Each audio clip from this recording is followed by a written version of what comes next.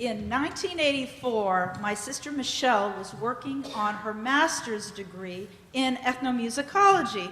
And Jonathan and I, and Nathan, who was 6 months old at the time, or 7 months, decided that we would help her with her field research and go with her on a camping trip to Ralph Stanley's music festival, which is now in its 44th year, by the way, at Ralph Stanley's Ranch in Coburn, Virginia, which is in the very, very southwest corner of Virginia. Well, we were driving along with little Nathan in the back when our car died. And it was a black car with a black interior, and we were on a twisty mountain road with a mountain on one side and a creek on the other. And it was a dark, moonless night, and it was cloudy, so there were no stars. And we had no way of knowing where the creek began, so we could not push our car onto the shoulder, such as it was. So we had to wait till another car came along, and I flagged the car down, and it was a coal miner getting off a second shift. And he had coal dust on his face, and he had a big old lamp in the middle of his forehead, but he was a very nice man, and he told us, after we told him where we were going, that we could camp in his backyard. So we threw our camping gear in the back of his pickup truck and all hopped in. Well, we were only driving along about a minute, and he said, "Y'all are from Massachusetts?" We said, "Yeah." He said, "A lot of Catholics in Massachusetts." "Y'all Catholic?" We didn't know quite what to do. My sister and I looked at each other with this sort of sibling glance. Can we pretend to be any kind of Protestant whatsoever? And we decided that we were just, it was probably time to say Shema. And I was thinking, what kind of a mother am I? I'm here with a 7-month-old baby. What have I done? This is horrible. But we just decided this was it. We said, "No, we're Jewish." And he said, "Oh, in that case, you can stay in the house." It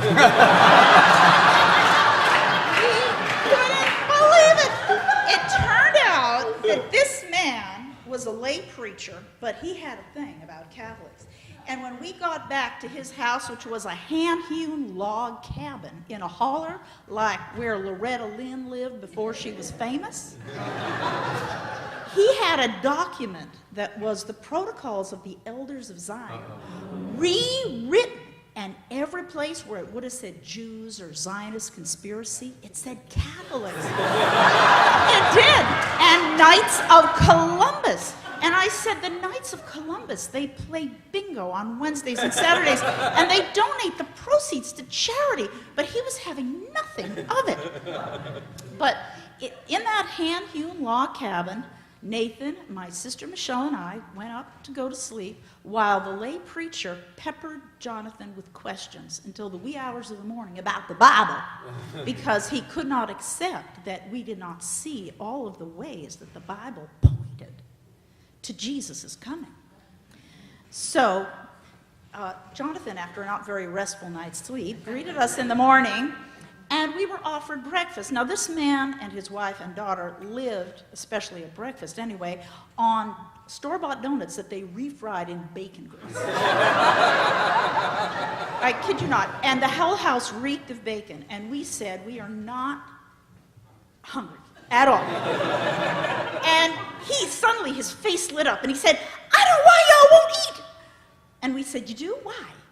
And he said, "Well, a number of years ago, I won a weekend trip from my union to the Catskills.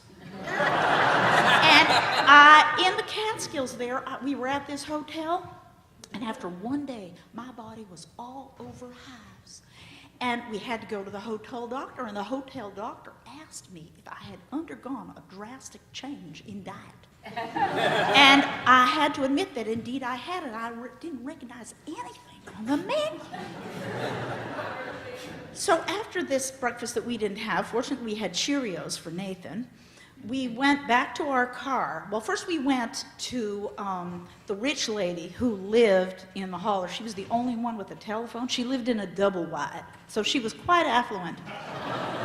But AAA refused to come out. So we had no choice but to push the car with the help of our miner, who gave us a little shove, down the hill and into the gas station. Now, in this gas station, there was a collection of fellows. 2 of them were mechanics, and the others were, I guess, friends, and they literally looked like the group from Hee Haw, with a broken overall strap. And the first mechanic looked at us and said, "Y'all are from Massachusetts?" And we said, "Oh no, not again." But he said, "My wife's from Massachusetts. Who's a tonic? Massachusetts." Thank you. That's great.